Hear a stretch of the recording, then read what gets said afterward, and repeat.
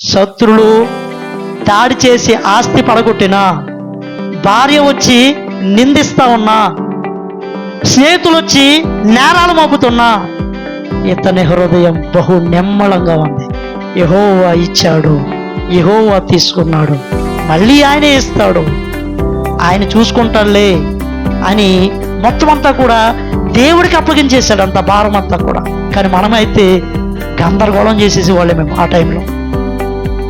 ఆ టైంలో దేవుడు కూడా విడిచిపెట్టేసి నిరాశలోకి వెళ్ళిపోతాం. ఎందుకంటే మనకి అపజయం కలిగిందంటే నిరాశ, అపజయం కలిగిందంటే ప్రార్థన చేయం, పాపంలో పడిపోతాం. తాగుడున్న వాడికి ఎప్పుడు తాగుతాడు అనుకుంటే, వాడికి నష్టపోయాను అనుకుంటున్నప్పుడు, నేను ఓడిపోయాను అనుకున్న, అవమానం కలిగిందన్న కూడా వెళ్ళి తాగేస్తాడు. అలాగే కొంతమందికి భక్తిలో బలంగా ఎప్పుడు ఉండకుండా బలహీన అయిపోతారంటే దేవుని బిడ్డలారా, వాళ్ళు ఎక్కడో ఓడిపోయినప్పుడే. కానీ ఇక్కడ దేవుని బిడ్డలారా, యోబు ఎంతగా ఓడిపోయాడు.